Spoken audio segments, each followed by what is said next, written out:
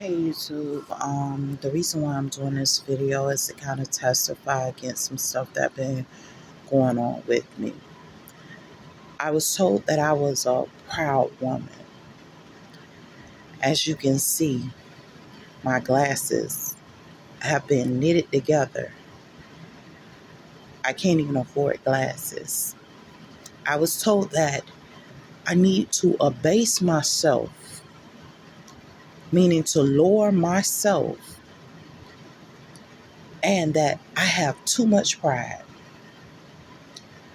Remind you, my hair isn't even done. Financially, my life is in turmoil. I don't have my own apartment. Financially, I don't have anything. But I am told because I have pride that I'm too high up, that I need to be abased and need to be brought down because I want my own apartment. I want my own things. And I want to stand on my own. And I'm too proudful. And I'm too this and I'm too that.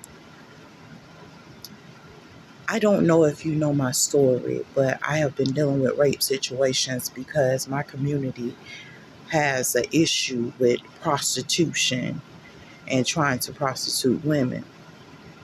I have reported to law enforcement multiple times, which me being former law enforcement, something should have already taken place. I have been dealing with vision impairment. I have been dealing with a multitude of other issues. I know that this issue does not just extend to me, but it extends to women, men, and children in the area as well.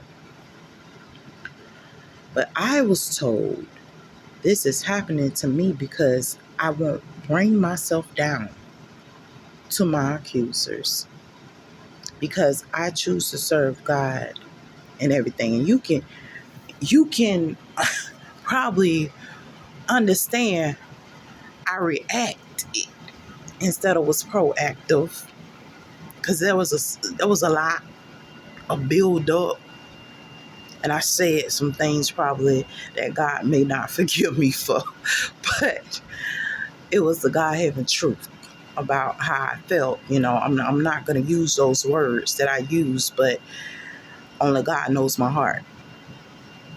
So I'm going to tell you, I said some things and I wanted them to know, first of all, that how am I proud when you stealing money from me? See, a lot of people don't understand that there's a lot of things that have been taken from them and they didn't even have acknowledgement that the thing was coming to them. How can I be proud for when I'm just doing what I have to do for myself?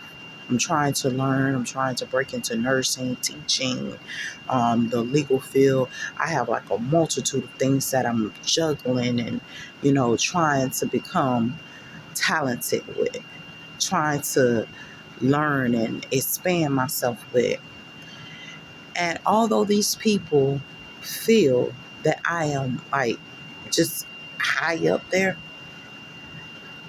to be totally honest, there's so many days I feel just hindered and prevented and abased. But I know what the issue is, because I'm feeling like I'm already abased. But I know what your issue is. Your issue ain't with me. Your issue is with my God. Because my God says I have plans to exalt you. I have plans to make you greater. I have plans to prosper you. I have plans to expand you. And see, now it's getting to the point you wanted me to be selfless. And God set up there, he said he had plans to exalt me. Not abase me, but to exalt me, to bring me up, to expand me. And so therefore, I started to realize, like, we have been taught to be selfless and not think of self. And that's not what God's doing. God wants us to think about ourselves, because he says, I have plans to exalt who? You. That's yourself. He didn't say I had plans to exalt your neighbor. He didn't say I had plans to exalt your cousin. He didn't say I had plans to exalt so-and-so down the street. He said I had plans to exalt you, which is self. But you have been taught to be selfless. Bring yourself down. You have taught to don't have dominion. Do minimum. And stuff like that. But we have a God that says faith without work is dead. So, okay, I know I have to work. So I have to do more because God is planning to expand me. So there's an expansion in there, and I have to do more than what most people are used to doing. Because faith without work is dead. So if I do more work, now I got more faith and stuff starting to go my way because I'm doing the work of God and I'm doing what God says because God has plans on expanding me. And I believe in that and I have faith in that. But guess what? In order for the expansion to take place, I must start to work on that. I can't just sit up here. I'm going to start sowing some seeds. I'm going to start doing some things that I never did before because I know that God has plans on expanding me. And guess what? I know his word's not going to come back to me void. So therefore, I have to start making plans for the expansion. When you sit up there and you talk about a city, the city has a 5-year plan, a 10-year plan, 15-year plan. Some have 20 to 40-year plans. When you see a county does the same thing. When you see a business does the same thing. A business starts out with a mission, which is a part of their plan. I have a plan to be $1 billion business, but that's a mission. And guess what? They started out with a plan. So if they're operating in what God said, why am I not operating in my regular life in what God said? Because guess what? That business that says I have plans on having $1 billion business, they're doing things to actually make $1 billion business. They're planning and they're expanding, sowing seeds, doing things to make $1 billion business. But here I am just in operation of myself and I'm doing less. I'm doing the minimum. I'm seeing myself as less and stuff like that. A lot of times they try to stop us from working and stuff like that. I won't even lie to you. We have been going through on jobs, being raped, going through so many different things, being blanked out, going through abuse, physical abuse, all kinds of stuff. Ain't no telling. I wouldn't be surprised if a joker come off the job with a black eye and can't tell why his eye's black, and stuff like that because we've been going through so much turmoil. But then I started thinking, I said, why would they want to take us through turmoil for working? Okay, well, first of all, we ain't going to get out there and sell no dope. So, yeah, of course, you're doing things the right way. You're doing it the legal way. You're going about working a job, trying to provide and to support yourself. But guess what? The enemy said that's not less. That person is doing more. That person is becoming great because they're going to the job. And guess what? You're going through it on that job. Sometimes you're crying out, I don't want to go there. Because your body can tell and it can sense it's going through and you really don't want to go to that job and you really don't want to be bothered with that job. But that's that bread that you're putting on the table. But at the same time, you're conscious of the abuse to a certain degree because they have been blanking you out and doing all this different stuff. And our children are going through the same thing. They're fighting for education, but they can't get an education. You wonder why you got DNF students, because they're trying to abase your students. God has anointed them. God has blessed them. God has put a calling on their life. And now it's like, okay, well, if we don't stop them, you got to stop them somehow, And then you have all these corporates trying to stop them because they weren't supposed to be a base. God said I had plans on expanding them. You get what I'm saying? So now you're teaching them selflessness. Why would you teach them to not acknowledge themselves? Because guess what? I can't take care of somebody else if I'm not taking care of myself. So no, I'm not teaching selflessness. I'm teaching self and family. So first, take care of yourself. That way you can have a scrum to take care of family. You can have a scrum to take care of whoever. And if whoever is disrespecting, abusing you, not mistreating you, putting you in bad situations, not treating you well, cut them off. But that's easier said than done, because now we're dealing with situations to where we have to go through in order for our people to be able to expand. Now that's kind of hard to bear, because now you're carrying the cross, you're carrying the crucifixion. And remind you, I just did one video where I'm saying they know not what they do. Remind you, these people pride themselves on being minions of ungodly things. They pride themselves on doing despicable and ungodly things. They pride themselves on that. A lot of people, you can tell them they're evil, and that's a rejoicement for them, because guess what? They're trying to win a seat in unclean places and unrighteous places. They're trying to appeal to a certain masses. That's not your group. They don't want to appeal to God because they feel like God gives us whatever. But I started to realize that on both sides there are gifts. You think Satan ain't gonna give you the same gifts God gonna give you? It just comes with certain things that you may not be willing to do. Satan got psychics, prophets. He got them. And they will sit up there and prophesy on your life, give you certain things and stuff like that. God got psychics.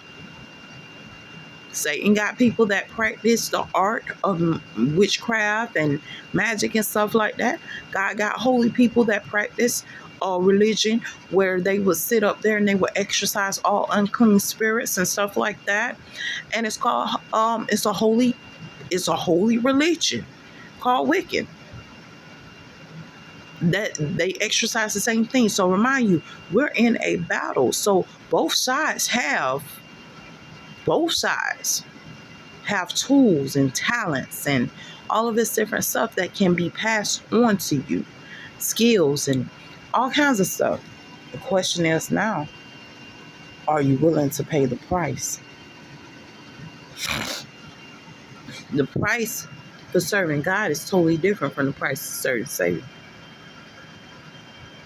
Can you pay the price? Are you willing to pay the total? Are you going to join God's army? Are you going to join the army of Satan? I can tell you, neither one of them journey is easy. I can tell you from personal experience, not one of those journeys will ever be easy. So I suggest you make better decisions with yourself in your life and stop abasing yourself. You want people to increase you. Guess what? People will increase you. Satan will increase you. They increase you, but they're going to come at a cost. God increase you, but everything comes at a cost. And some of them costs, a lot of people don't like to pay. They want to offer up sacrifices of innocent blood. They want to offer up sacrifices of somebody else because they can't pay them. We got women being prostituted out because we got a man that has offered up sexual favors. And now he has to fulfill on those sexual favors, but he don't want to do it. So now he calls himself a pimp, and now he wants to pimp out innocent young women because he can't fulfill on his double duty. You got to pay the Pied Piper. You got to fulfill on those payments, but they don't want to. But you want to be exalted, but now you have set up there and you have sold yourself so much that you will be worthless. So now you're trying to add soldiers and minions to you and pawns that you can sit up there and you can say, okay, these are easily disposed of, but these people are not voluntarily yours. They don't even belong to you. They belong to God. They must first be willing to take on that without being brainwashed, coerced, or anything else. But we're noticing that the brainwashing is coming in. We're noticing that the psychology is coming in. We're noticing all these different techniques that's coming in because you don't want to pay the double due. When if you had to pay the double due and went through, you would be used. Indeed. But maybe you would have gained some knowledge about something along the way. But because you never had to pay the tab, you never gained the knowledge that you needed to actually know what to do or to even make a sound decision. Trust me, sometimes my decisions are thrown. But this is what one is faced with.